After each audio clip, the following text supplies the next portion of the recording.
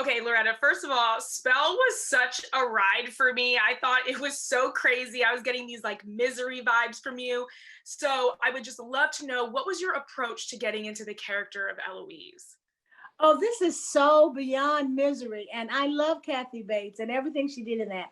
But this movie, I guess what makes it so different, what's similar is Omari being in the attic. Okay, I get that being the misery. But in this movie, I'm not a lonely lady that loved some guy with a novel. I have a husband.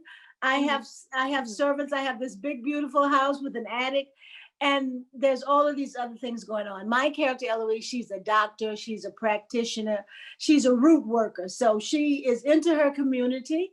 And the blood moon is coming, which is what this movie is all about, the coming of the blood moon. And Market T. Woods is here for his father's funeral. And I want things from him that only he can give because of who his father was. And that is what the movie is basically about. To prepare, Mark, the director, he sent us a Bible with all the information we needed about who we were. Secretly, I guess people watching the movie don't know this, but Eloise, my character, is 187 years old.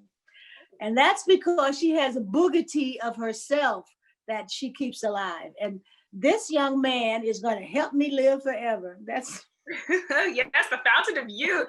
But I mean, that literally leads into my next question, because, this is about that Appalachian witchcraft. We always talk about how, there's Black woman magic, Black girl magic, and you were just, aging like fine wine and maturing. So what is your secret? What is your potion? I'm looking good for 17. Okay, flip it.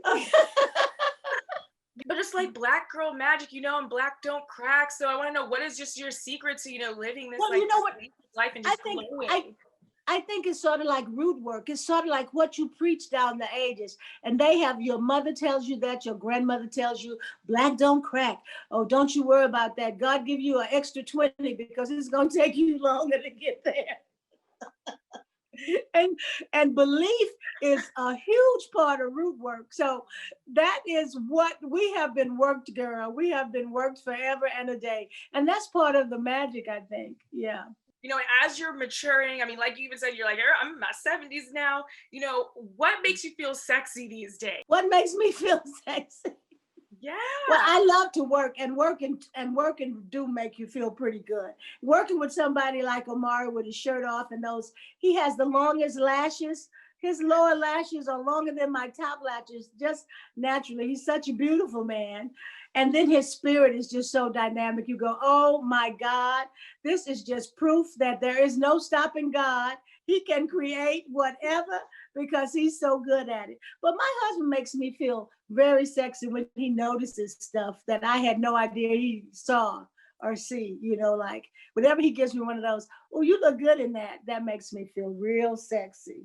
Mm-hmm. I love that. I love hearing that. And, just to wrap it up really quick, I gotta say, I just loved seeing you also in this type of role in general. And we're seeing, so many more women of color getting into this like horror thriller space. You've had such a long career. When you look back over the time, why do you think there's such a shift right now? Well, we're in 2020 and there's such a shift in the whole world right now. But it started a little before this.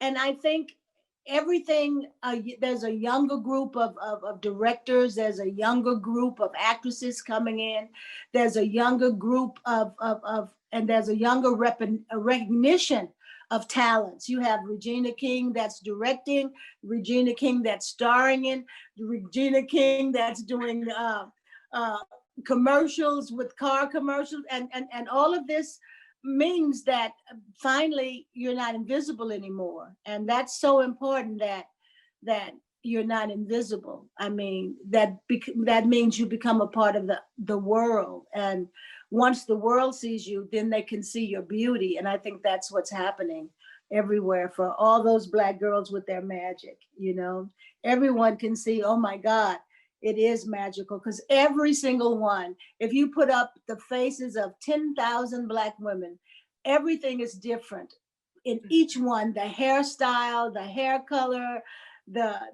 it's just such magic to even look at it and say, oh my God, that is one thing. And so I think that's what's happening. the young people are dripping all over everything. Yes, like dripping over everything. You know, the young people, they be dripping all over it, girl. They be Got that having, drip. but they would drip, drip. They do their thing. Yes, I love it so much. Thank you so much for your time today. I love Spell. I can't wait for everybody to see it. Yeah, they're gonna love it. Thank you. Yeah.